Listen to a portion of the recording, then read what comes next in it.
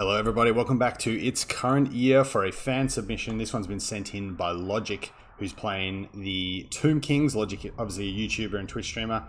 Good guy, I'll link his channels below. He's playing up against Your Average Bot, also known as Bottaboy, I believe. Is his Twitter handle, who has hung out in one or two of my streams and is a regular in the community. He's playing the Warriors of Chaos, so this is a very, very tough matchup for the Tomb Kings generally. So let's take a look at the forces. Looks like some skirmished, some Vanguard skirmish cav here. So Bottaboy has gone with some Forsaken, a bit of a mix between Forsaken, Chaos Warriors, and lots of Chaos Warriors. Forsaken and Chaos Warriors. We've also got some Warhounds with Poison, some more Forsaken in the trees here. So it's just a big infantry rush, basically. Some Warhounds in the back here, as well as Archaon the Everchosen, who's, yes, with his retinue of dudes, the Swords of Chaos. They're coming in with their Guardian Aura, and obviously their weird sort of, this is a strange ability, charge speed and charge bonus, I believe. Speed and charge speed when they first make a charge. So Archaon is rocking the sword, the Slayer of Kings, Stand or Die, Burning Head, and Cascading Fire Cloak. Cascading Fire Cloak is a nice cheap way to proc the Law attribute, which does synergize well with the Swords of Chaos and their flaming attacks. For the Tomb Kings, for Logic's force, as we mentioned, a couple of units of Skeleton Horse Archers, 4 in total. They're a good counter to Marauder Horsemen because they do outrange them quite significantly. Hounds, a little bit of a different prospect. They do obviously take a lot of damage, but they are slower, which is something you need to be aware of, and they obviously don't have any speed debuff. So 95 speed, you've got to be a bit careful with them in this matchup, but they are a nice unit regardless. For Logic's main infantry line, we have Skeleton Warriors dotted throughout. This is one of the reasons this is tough is because it's hard to take Tomb Kings, Tomb Guard rather, with Burning Head, such a distinct possibility, and all the Chaos Infantry is very good against regular Skeleton Warriors. There are some Ushabti in the back here, and then we have a little Hero Corps, a Tomb, a Necrotect, we have a Tomb Prince down here. Looks like the Tomb Prince is just rocking Guardian. Necrotect just has Restore. He's on a Chariot.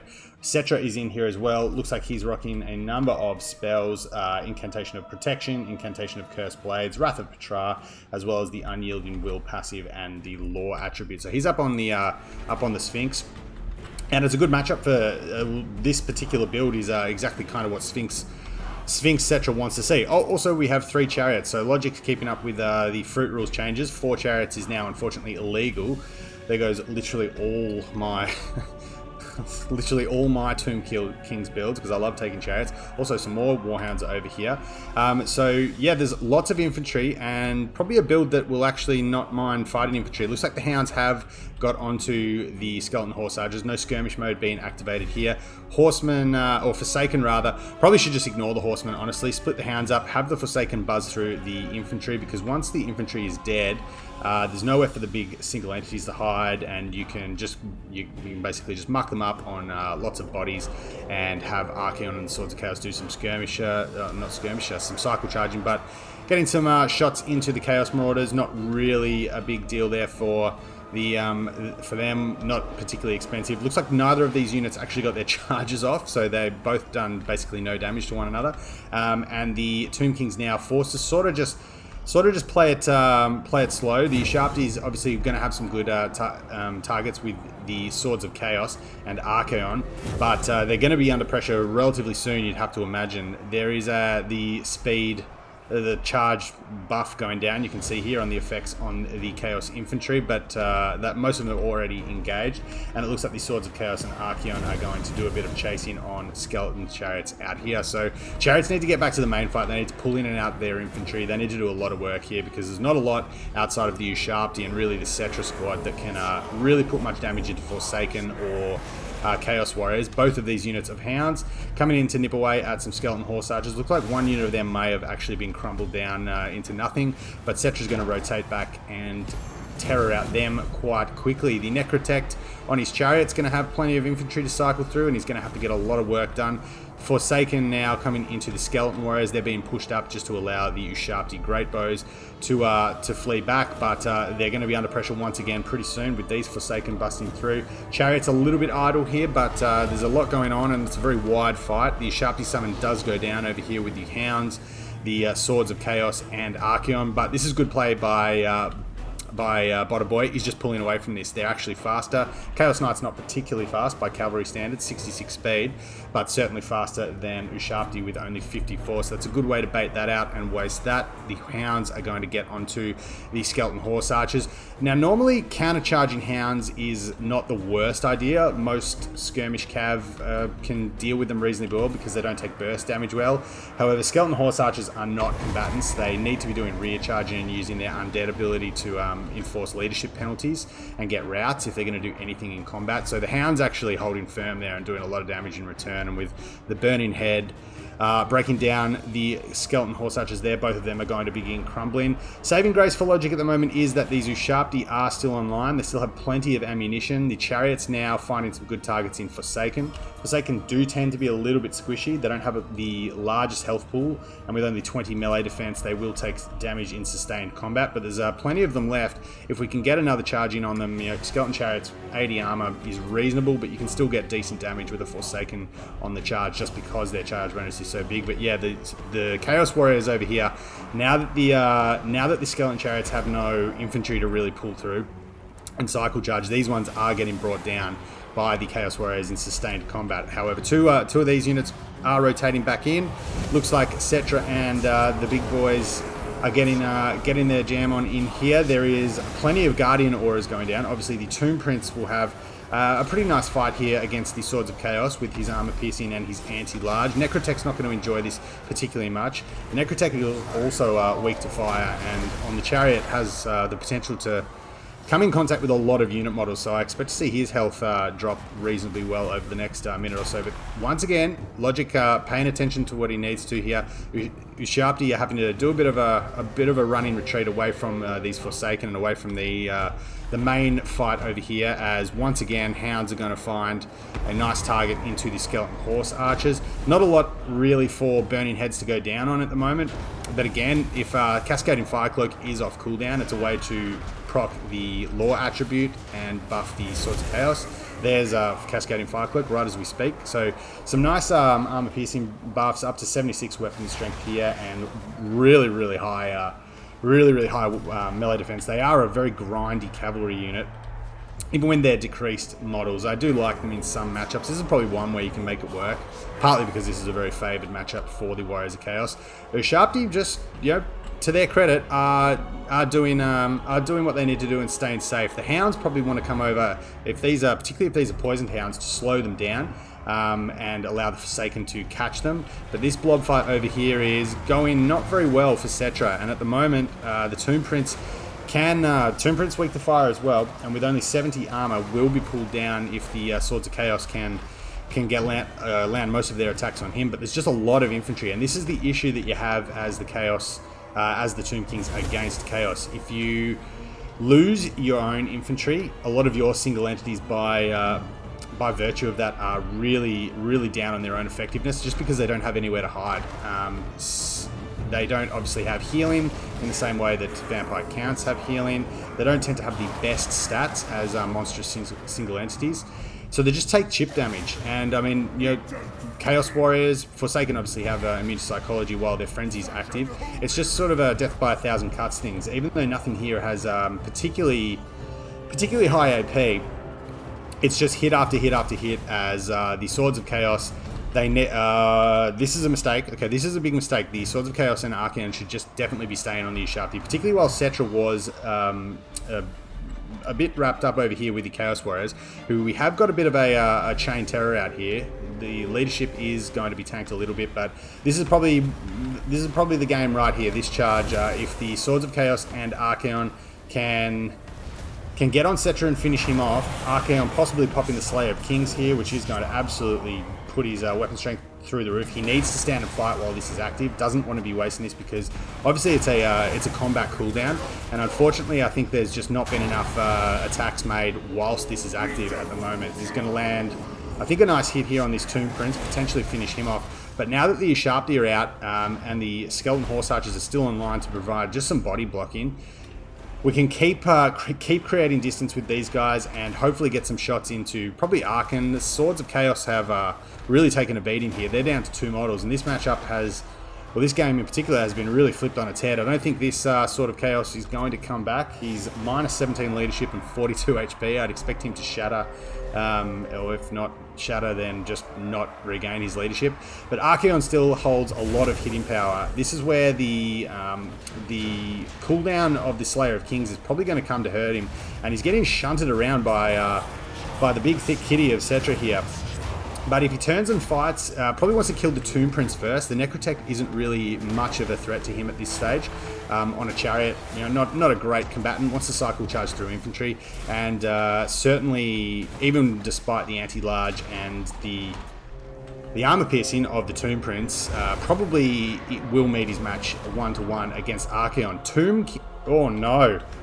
Oh no, you hate to see it. The Chaos Warriors, Logic doing the right thing here, trying to detach Cetra and basically just terror out this off as best he can. But I believe that sort of chaos did rally for a second, but has now shattered.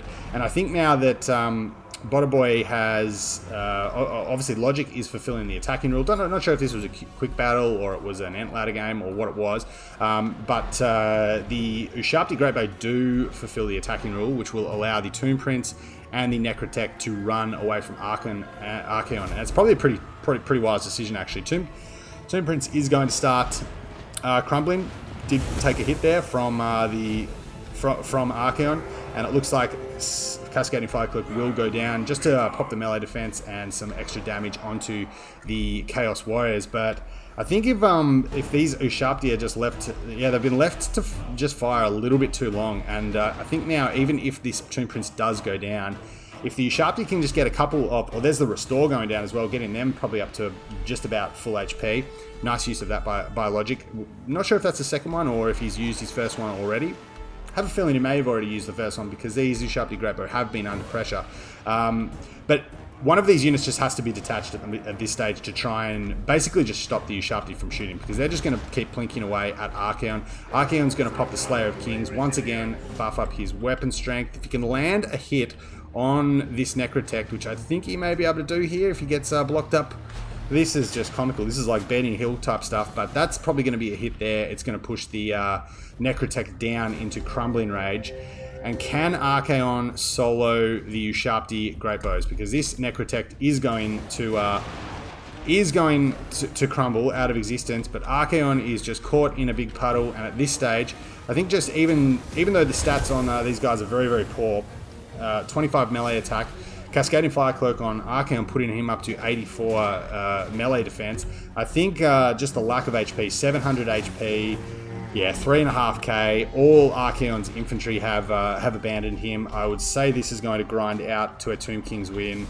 And unfortunately, Boy, I think he had the means to win this, as we see the Ushabti just wailing away on Archaon with their big ceremonial blade. Stand or Die will go down again, buffing his leadership, probably keeping him he's 16 leadership at the moment, so probably keeping him in the fight. The Ushabti Greatbow are going to be knocked down hit by Archaon, but I think as soon as this pop wears off, he will go into negative leadership, and that will rout, and that will be the game. So very close. I mean, the balance of power here was actually in Archaon's favor prior to him routing, so I'm not sure. Is this still going? Let's put it on a quick play. I think we know what's going to happen from here. I'm not sure Archaon is going to... I've said Archaon like 5 times when I mean Archaon. I guess the Tomb Kings are involved. His leadership is not going to recover, and I think with the remaining Chaos Warriors routing in the distance, that is going to be the game. So well played by Logic. Cetra getting some really nice work done here. Some nice damage value on the Necrotect as well. It's probably done, like I said, it's got plenty of decent targets here to get through. Chariot characters, obviously not great single entity duelists, Necrotects on their chariot, but they can definitely do some work against infantry. Tomb Prince has actually struggled a little bit. Surprising to see that, because he spent a lot of time fighting these Swords of Chaos, and I think he got a few hits on Archaon. I feel like he got a few hits on Archaon, but yeah, the skeleton frontline folds very quickly in this matchup. Even just basic Marauders will cut through Skeleton Warriors quite efficiently. The Chariot's doing some nice work, some decent kills on them, all getting okay value. Like I said in the pre-game, Really sad that we can't take 4 chariots for Tomb Kings. It was one of the strongest elements of their play. And the Skeleton Horse Archers actually just, you know, having a solid game. Spoken about them on the channel before. They are quite an underrated skirmish cav unit. But the stars of the show, definitely on this occasion, the only survivors from the battle, the Ushabti Greybow, used all their ammo. Nice use of the restores by the Necrotect. And yeah, managed to just extricate themselves from a number of sticky situations and fire their shots where they need to be. Archaon has still had a pretty big game. that's nice damage on Archaon. And the infantry getting some decent kills, but not some okay value. Actually, a lot of value on some of these Forsaken, despite the fact that they're probably just... all they've really killed here is probably skeletons. They might have done a bit of damage to the chariots. I think we needed some... I think we needed something else in the mobile department other than poison, other than Warhounds. You probably don't need poison here either. You're faster than everything that the Tomb Kings can throw at you on the ground. We saw Skeleton Horse Archers there. I think they've got 75 speed. You're looking at 95 for Warhounds, and I think about that with Marauder Horsemen. So we probably just needed some range. Some ranged threats. I mean, if we had a couple of throwing axes to plink away at the Ushabti, or even just to finish Cetra off a bit sooner, definitely could have been a different outcome. So moderate value on the Warhounds. Probably needed to use the poison to catch that Ushabti. We did highlight that in the replay so that the Forsaken could catch up to them. And then this could have been a very different game. But thank you to Logic for sending this in. Always happy to have your replays and put them up on the channel. Well played to Botterboy, or your average bot. A few things to take away from this game, but yeah, I mean the infantry push for Chaos is pretty strong here. You can win. This is a very hard matchup for Tomb Kings, but you kind of have to guess what the Warriors of Chaos, how they're going to build, and even when you get the roll right and you build accordingly, it's still a pretty tough matchup. So yeah, well played to Logic. Thanks to everyone who came by to check it out. We'll be back with more soon. Until then, take care.